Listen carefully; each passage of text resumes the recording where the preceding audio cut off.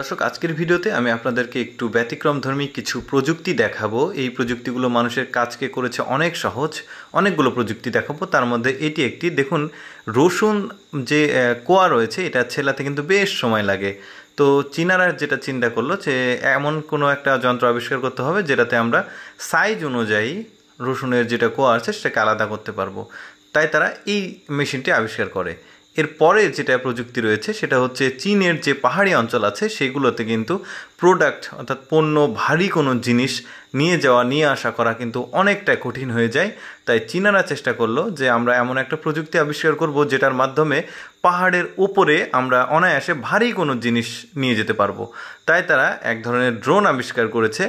দেখতে পাচ্ছেন একটা লোকের যে ওয়েট সে কিন্তু অনায়াসে বহন করতে পারছে, ঠিক যেন হেলিকপ্টারের মতো। এটা একটা ড্রোন। এই ড্রোনের মাধ্যমে পাহাড়ের ওপরে অনেক ভারী জিনিস, যেমন লোহার জিনিস, অনেক ভারী বস্তা, এগুলো কিন্তু তারা আনা নেওয়া করতে পারে।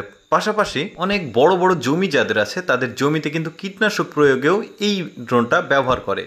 এই যে দেখতে পাচ্ছেন আপনারা, এই যে ভারী একটা লোহার, এটা তুলতে হবে ওই পাহাড়ের উপরে। তো একটা মানুষ কিন্তু সহজে উপরে তুলতে পারবে না, তাই তারা এই ধরনের ড্রোন ইউজ করে এই লোহা বা ভারী বস্তা অনেক কিছু উপরে নিয়ে যাওয়ার জন্য। দর্শক, বেসিনের সাথে এখন যে প্রযুক্তিটা দেখতে পাচ্ছেন এটা মূলত ওই যে ময়লা থাল বাসন অটোমেটিক পরিষ্কার করে দেয়। এখানে সাজিয়ে রাখতে হবে, এটা কিন্তু পরিষ্কার হয়ে যাবে। দেখতে পাচ্ছেন, আর একটু ক্লিয়ারলি যদি দেখাই, এখানে কিন্তু খাওয়া দাওয়ার পরে যে থালা বাসন থাকে এটা এখানে রেখে দেওয়া হয়েছে, জাস্ট মেশিনের মধ্যে দেওয়া হয়েছে, মেশিন কিন্তু অটোমেটিক সেটা পরিষ্কার করে দিয়েছে। এই আবিষ্কারটা মোটামুটি আমার খুবই ভালো লেগেছে। এই প্রযুক্তিটা, এখানে কোনো প্রযুক্তি নাই, এটা জাস্ট বুদ্ধির খেলা।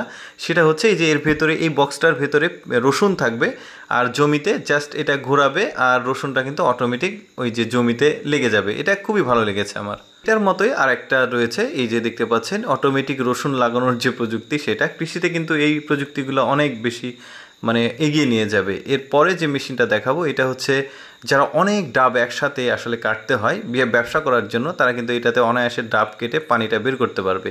এর পরের প্রযুক্তিটা কিন্তু একটু অ্যাডভান্স প্রযুক্তি। এটা একটা কমোড ওয়াশ।